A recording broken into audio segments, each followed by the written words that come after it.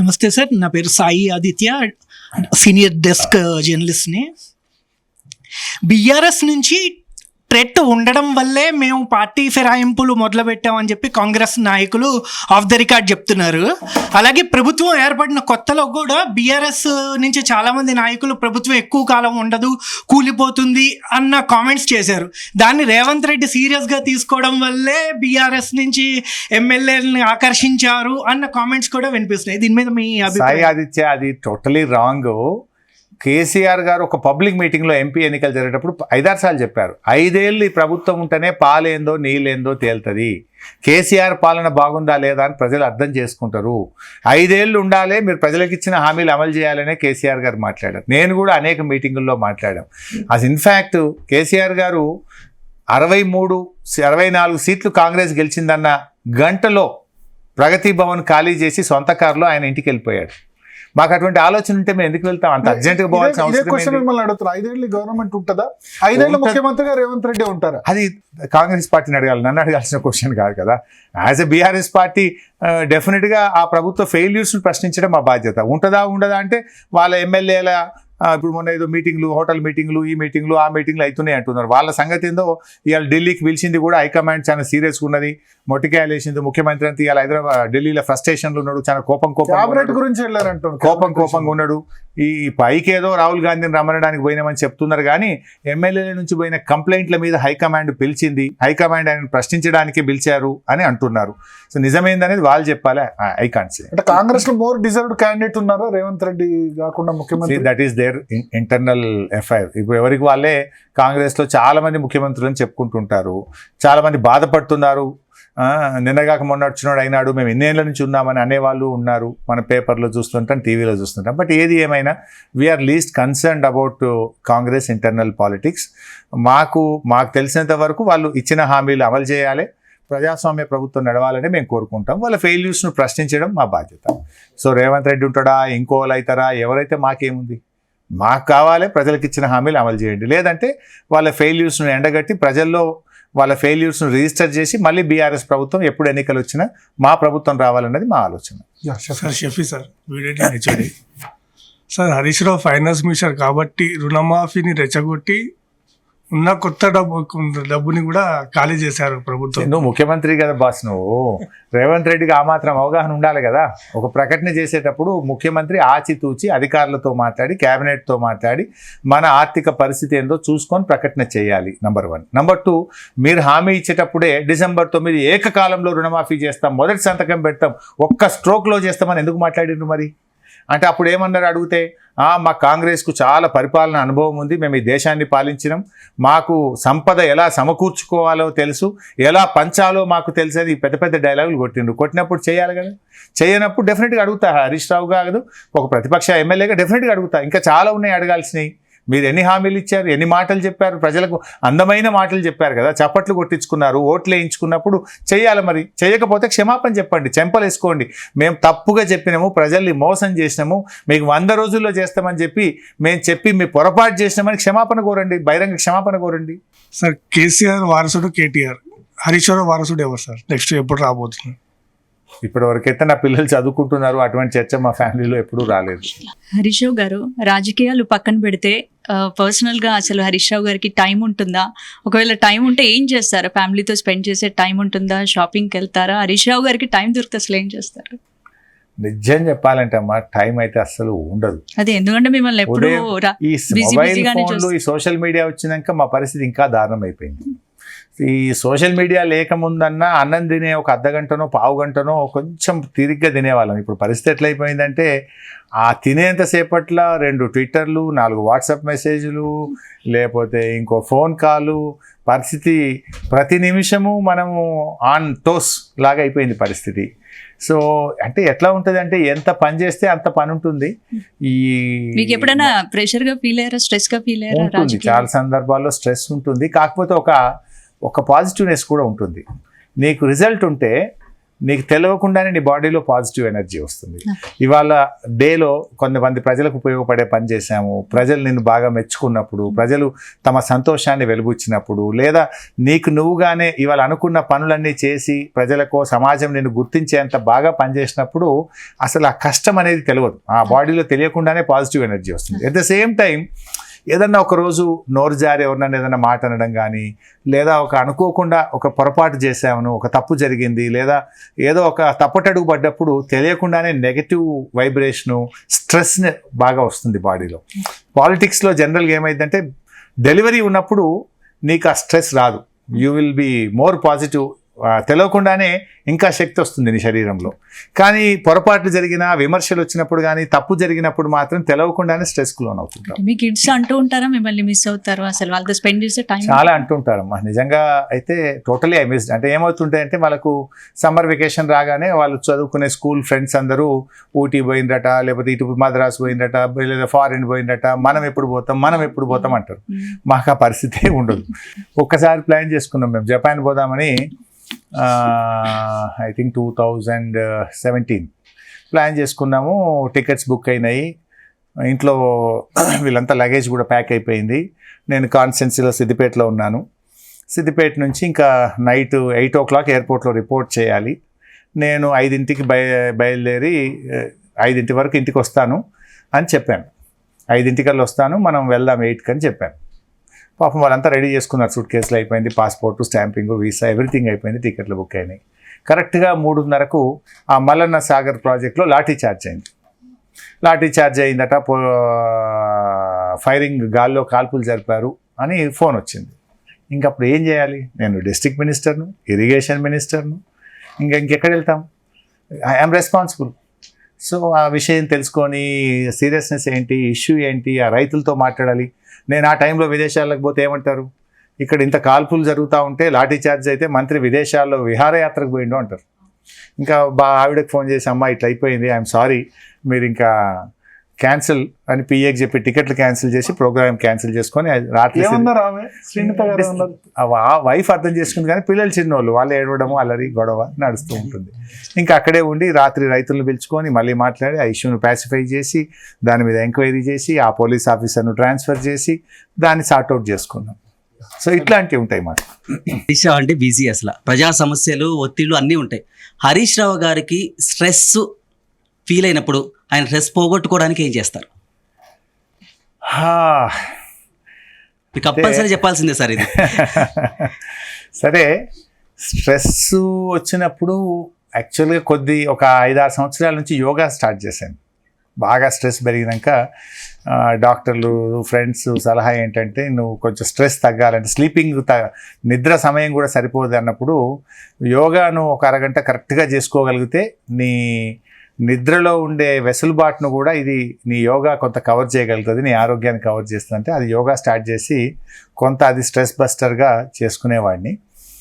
ఇంకా మరీ ఎక్కువ ఇబ్బంది ఉంటే ఇంకా కొద్దిసేపు నిద్రపోయే ప్రయత్నం చేయడం, కొద్దిసేపు ఒక 2-3 hours అట్లీస్ట్ నిద్రపోవడం ద్వారా కొంచెం ఆ స్ట్రెస్ను తగ్గించుకునే ప్రయత్నం. అంటే ప్రశాంతంగా ఉండడం, నిద్రపోవడం మీన్స్ ప్రశాంతత.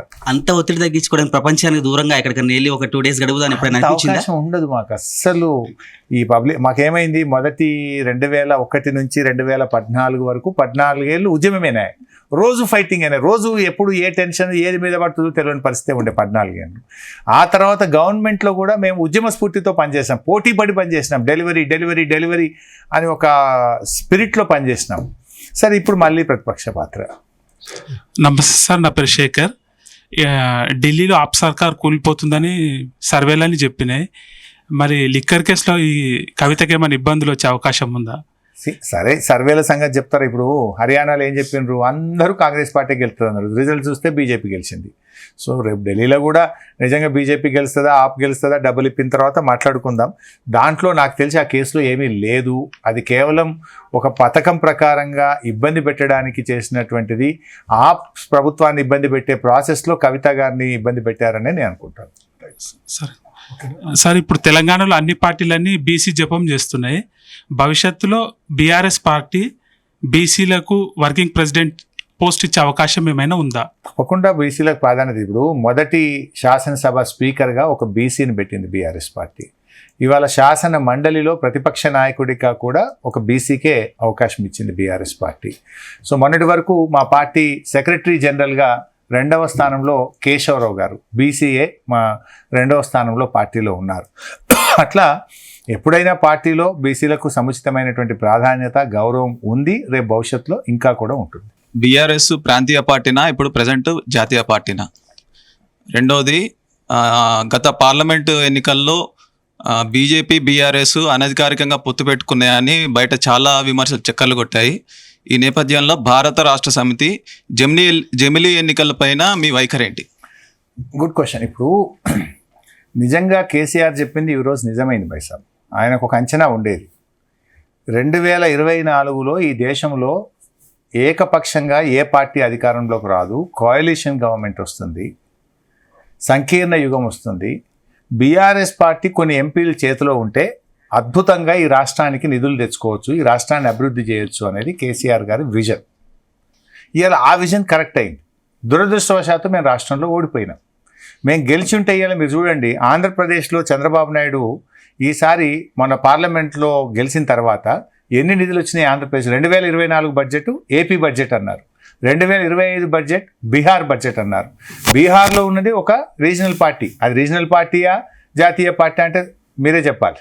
వాళ్ళు వివిధ రాష్ట్రాల్లో చేసినారు, బట్ బేసిక్గా బీహార్ పార్టీ. కానీ ఇలా ఎన్ని నిధులు వచ్చినాయి బీహార్కు బడ్జెట్లో?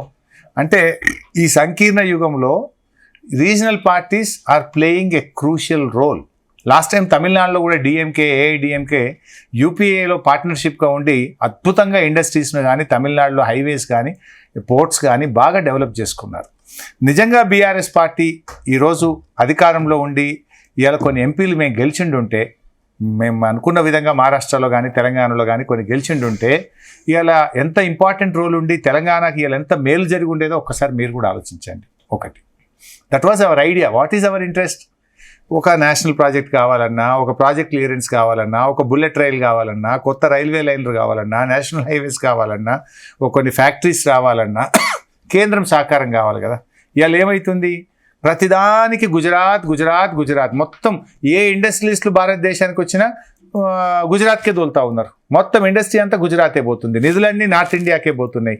మనము రూపాయి ఇస్తే మనకు వచ్చేది 40 పైసలు, కానీ అక్కడనేమో 40 పైసలు ఇస్తే రూపాయి, 2 రూపాయలు, 3 రూపాయలు పోతుంది. మనం సంపద తెలంగాణది, సౌత్ ఇండియాది, కానీ ఖర్చు అంతా కూడా ఉత్తరాంధ్రలో జరుగుతున్నటువంటి, ఉత్తర భారతదేశంలో జరుగుతున్నటువంటి పరిస్థితి. సో ఇది ముందు అంచనా వేశాం. సో దీనికి అడ్డుకట్ట వేయాలంటే మనం ఒక నిర్ణయాత్మక శక్తిగా కేంద్ర ప్రభుత్వంలో ఉండడం ద్వారా సౌత్ ఇండియాకి కానీ పర్టికులర్లీ తెలంగాణకు మేలు చేయొచ్చు అనేది కేసీఆర్ గారి ఆలోచన. సో ఆ రకంగా ఆయన ప్రయత్నం చేశారు. అదేవిధంగా బీజేపీ బీఆర్ఎస్ పొత్తు అని మీరు ఏదైతే అన్నారో అది 100% ఫాల్స్. అసలు అటువంటి ప్రయత్నమే జరగలేదు. బీజేపీ బీఆర్ఎస్ మధ్య పొత్తుంటే అసలు మేము జీరో ఎందుకుంటాం? జీరోగా మాకు మేము ఓడించుకొని మేము మా శక్తిని తగ్గించుకొని బీజేపీని గెలిపిస్తాం. అసలు అవసరమా మాకు? అది is it not suicidal for us? So డెఫినెట్గా వి ట్రైడ్ అవర్ బెస్ట్. కానీ ఈ రాష్ట్ర ప్రజలు కావచ్చు, దేశంలో ఓటింగ్ జరిగిన తీరు చూస్తే ఈ మోడీ యాంటీ మోడీగా ఈ దేశంలో ఎన్నికలు జరిగినాయి. ప్రజలు మోడీ గెలవాలా, మోడీ ఓడాలా అనేటువంటి ధోరణిలో కాంగ్రెస్ను ప్రత్యామ్నాయంగా చూడడం ద్వారా ఈ మొన్నటి ఎన్నికల్లో ఓటింగ్ జరిగింది మన రాష్ట్రం వరకు. సార్, ఫైనల్గా కన్క్లూజన్ చేసే ముందు ఇంకా 4 సంవత్సరాలు ఉంది కాంగ్రెస్ రూల్, 3 సంవత్సరాల 10 నెలలు అట్లా ఉంది. ఏంటి ఎట్లా పెట్టుకున్నారు? అంటే ఈ 4 సంవత్సరాలు ఏమైనా ప్లాన్ చేసుకుంటారా? ఫస్ట్ ఆఫ్ ఆల్ మీరన్న 3 సంవత్సరాల 10 నెలలు ఉంటుందా ఉండదా, ఏదో జమిలీ ఎన్నికలు అంటున్నారు. 2027లో వస్తాయని ఓలంటున్నారు, 28లో వస్తాయి ఫస్ట్ క్లాన్ ఓరంటున్నారు. సో అది ఏందనేది మీ నుంచి అయితే ముప్పలేదు. అది ఏందనేది మా చేతిలో అయితే లేదు. ఫస్ట్ 6 నెలలు అన్నారు, మేము వాళ్ళ ఉంటుందో ఉండదో అని అన్నారు. ఇప్పుడు మీ నుంచే 10 మంది పోయారు కాబట్టి ఆ మాట అనట్లేదు. ఎవరు? ఫస్ట్ 6 నెలలు కేసీఆర్ కూడా అన్నారు. ఈ గవర్నమెంట్ ఎన్ని రోజులు ఉంటుందా అనేది మాకు అవసరం లేదు. బట్ ఎన్నికలు ఎప్పుడు జరుగుతాయి అనేది ఇలా కేంద్రం నిర్ణయం మీద ఆధారపడ్డది. జమిలీ పెట్టి 2027లో తెస్తారు యూపీతో పాటు అని ఒక టాక్ ఉంది. వీ డోంట్ నో, అది చెప్పాల్సింది మోడీ గారు తప్పితే అమిత్ షా గారు, ఇంకొకరికైతే తెలియదు. అది ఇప్పుడు దాని మీద పార్లమెంట్లో జేపీసీ వేశారు, రిపోర్ట్ వస్తుంది, అది ఏమవుద్దో చూద్దాం. సరే, ఎట్ ద మోస్ట్ హైయెస్ట్ అయితే ఉన్నది మీరు అన్న 3 ఏళ్ళ 10 నెలలు వస్తే ముందుకు రావచ్చు, లేదంటే 3 ఏళ్ళ 10 నెలలకే ఎలక్షన్ జరుగుతాయి. సో మాకైతే నిజంగా చెప్పాలంటే మేము ఎక్స్పెక్ట్ చేసిన దానికంటే ఫాస్ట్గా బీఆర్ఎస్ గ్రో అయింది. మేము ఎక్స్పెక్ట్ చేసిన దానికంటే ఫాస్ట్గా కాంగ్రెస్ పార్టీ డ్యామేజ్ అంటే after parliament election after parliament. మేము అనుకున్నాము మేము సీట్ కూడా రాకపోవడం చాలా డెఫినెట్గా ఫీల్ అవుతాం కదా, డెఫినెట్గా ఆత్మవిమర్శ చేసుకుంటాం కదా. ఆలోచించాం, ప్రజలు 3 కాంగ్రెస్ బీజేపీ మధ్య ఉంది, మోడీ యాంటీ మోడీగా పోయింది అనేది తర్వాత అర్థం చేసుకున్నాం, ఫైట్ చేయాలనుకున్నాం. నిజంగా ఫైట్ చేసిన తర్వాత మళ్ళీ వీఆర్ బౌన్స్ బ్యాక్. ఈరోజు పరిస్థితి చూస్తే మొన్న కొన్ని సర్వేలు వచ్చినాయి ఏడాది పాలన తర్వాత. ఇవాళ ఎన్నికలు జరిగితే చాలా సర్వేల్లో 90 సీట్లు 100 సీట్లు ఇవాళ బీఆర్ఎస్ పార్టీ గెలుస్తుందని అనేక సర్వేల్లో కూడా వస్తూ ఉంది. బహుశా స్థానిక సంస్థల్లో కూడా డెఫినెట్గా మేము మంచి పర్ఫార్మెన్స్ ఇస్తాం, డెఫినెట్గా మా పర్ఫార్మెన్స్ ఇంప్రూవ్ అవుతుందని మేము అనుకుంటా ఉన్నాం. బీఆర్ఎస్ ఓడిపోవడానికి 2 ప్రధాన కారణాలు చెప్పారు. ఒకటి ఆరోగ్యన్స్, రెండోది నాట్ యాక్సెసిబుల్ లేకుండా ఉండడు. హరీష్ రావు యాక్సెసిబుల్ ఉన్నారు, బట్ చాలా మంది లీడర్స్ లేరు. ప్రగతి భవన్కి వెళ్ళాలంటే అది ఒక ఇబ్బంది, కేసీఆర్ని కలవాలంటే సంవత్సరాల తరబడి వెయిటింగ్. కలిస్తే ఆయన వరాలు ఇస్తారు, బట్ కలవకుండా ఉండడం. సో సేమ్ అదే సిచ్యువేషన్ ఉంది కదా ఇప్పుడు. కేసీఆర్ని కలవాలంటే ఇప్పుడు కష్టమే కదా, ఫామ్ హౌస్ లోనే ఉంటున్నారు. 100% రాంగ్. ఫామ్ హౌస్ అనేది ఒక నెగటివ్ వర్డ్ అండి, అది వ్యవసాయ క్షేత్రం. Is maybe chief minister, he maybe opposition, is a farmer. Basically he came from farmer family. ఇవాళ కూడా ఆడ పోతే ఏముంటుంది, ఇంత వరి పొలం ఉంటుంది, ఏదైనా ఇంత పంట ఉంటుంది, అంతకు మించి ఆడ ఉన్నదేమున్నది ఆడ. 1 2 ఫామ్ హౌస్ అంటే దట్ ఇస్ హైదరాబాద్ చుట్టూ ఉండేది ఫామ్ హౌస్, అదేముంది వ్యవసాయ క్షేత్రం అది 1. రెండో విషయానికి వస్తే మొన్న జహీరాబాద్ నుంచి 400-500 మంది పోయింది, వాళ్ళు కూర్చోబెట్టుకుని కేసీఆర్ గారు మాట్లాడుతున్నారు కదా. ఎవరు పోయినా ఆయన కలుస్తూ ఉన్నారు, ఆయన మాట్లాడుతూ ఉన్నారు. Number 1 is taking the feedback. Number 2, number 3 అసలు మేము అనుకోలే కాంగ్రెస్ పార్టీ ఇంత ఘోరంగా ఏడాదిలోనే పడిపోతుంది, రేటింగ్ ఇట్లా పడిపోతుంది అని మేము అనుకోలే. మాకు వాళ్ళే రోజు ఒక అంశం ఇస్తున్నారు.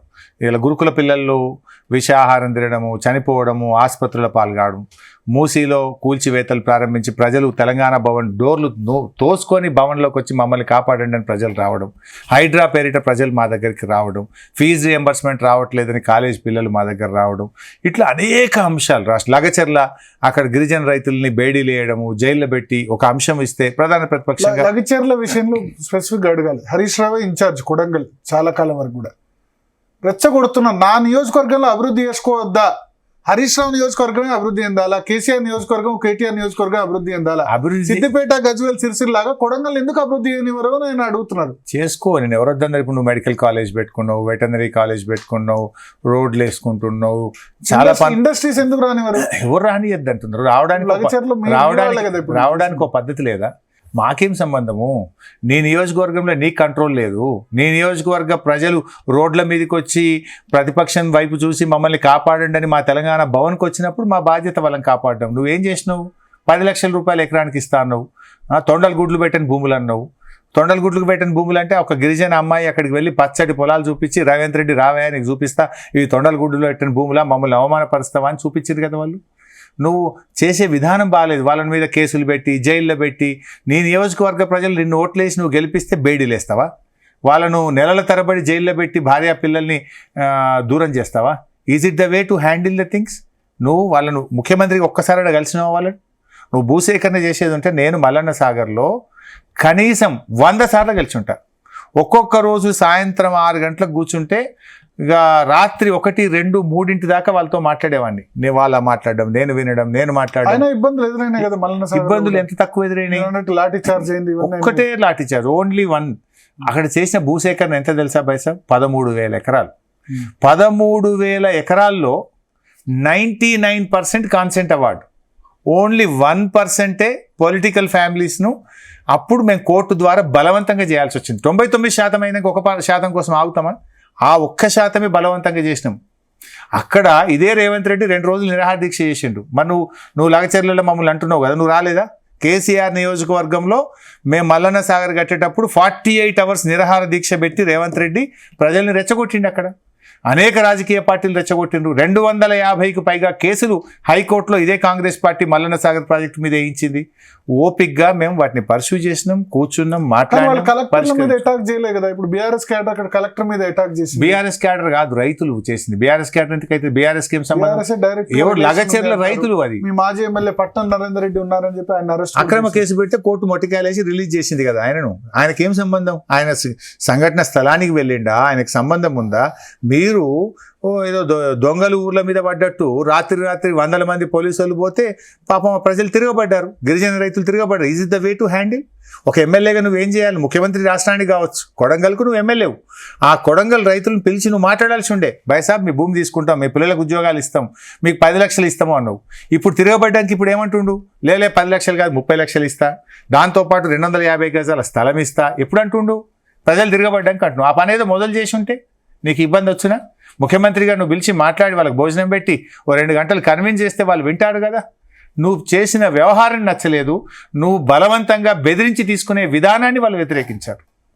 సార్ ఈ మధ్యకాలంలో ఈ 2-3 ఇయర్స్లో చాలా మంది బీఆర్ఎస్ని వదిలిపెట్టి వెళ్ళిపోయారు. 3-4 సంవత్సరాలుగా కీలక లీడర్స్, ఈటల రాజేందర్ లాంటి వాళ్ళు. మొన్న సోషల్ మీడియాలో వైరల్ అయింది, ఈటల రాజేందర్ కేసీఆర్ ఫోన్ చేశారని ఆయన ఖండించారు, వేరే విషయం. అట్లాంటి లీడర్స్ను నాకు తెలిసి పాపం రాజేందర్ మీద ఎవరో బురద జల్లారని అనుకుంటాను. అట్లాంటి చర్చ మా పార్టీలో అయితే జరిగింది లేదు. వాళ్ళకేదో అంతర్గత వ్యవహారం నడుస్తుంది. ఏది రాజేందర్ రాష్ట్ర అధ్యక్షుడు అయితే ఆయన కాకుండా ఉండడానికి కొన్ని లీకులు వాళ్ళ పార్టీల అంతర్గత రాజకీయాల్లో భాగంగా ఏదైనా లీక్ వచ్చిందేమో అని నేను అనుకుంటున్నాను. అంటే మీ పార్టీ నుంచి వెళ్ళిన వాళ్ళు, ఈ ముఖ్య లీడర్స్ ఈ మధ్యలో ఉన్న వాళ్ళు మళ్ళీ వెల్కమ్ చేస్తారా? అది it's a party policy decision. మా క్యాడరు అభిప్రాయాలను, మా పార్టీలో ఉండే నాయకుల అభిప్రాయాలను బట్టి నిర్ణయం తీసుకోవాలి. దాని మీద భిన్న అభిప్రాయాలు ఉన్నాయి. కొంతమంది వస్తామంటే తీసుకోవాలి, కాంగ్రెస్ని దెబ్బగొట్టాలి అని కొందరు అంటున్నారు. కొంతమంది అంటున్నారు పోయిన వాళ్ళని తీసుకోవద్దు, మనం కొత్త నాయకులను లాయలిస్టులను తయారు చేసుకోవాలి అని ఒక వర్గం కూడా ఉంటుంది. ఫైనల్లీ పార్టీ లీడర్ కేసీఆర్ గారు ఏ నిర్ణయం తీసుకుంటే దానికి లోబడి మేము అందరం పనిచేస్తాం. ఫైనల్ క్వశ్చన్, మీకంటే జూనియర్లు అనుకోండి రాజకీయాల్లో తర్వాత మొదలుపెట్టిన వాళ్ళు ఇప్పుడు రేవంత్ రెడ్డి 2007లో ఎమ్మెల్సీ అయ్యారు, మీరు 2004లో ఎమ్మెల్యే, ఫస్ట్ టైం ఎమ్మెల్యే, ఆయన ముఖ్యమంత్రి అయినారు.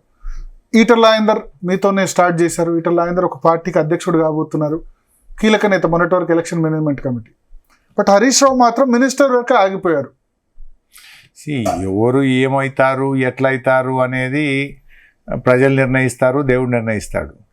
ఏదో అవడం కోసం పనిచేయడం కాదు, ప్రజల కోసం పనిచేసుకుంటూ పోతుంటే దాని అవకాశాలు దానికి అవే వస్తూ ఉంటాయి.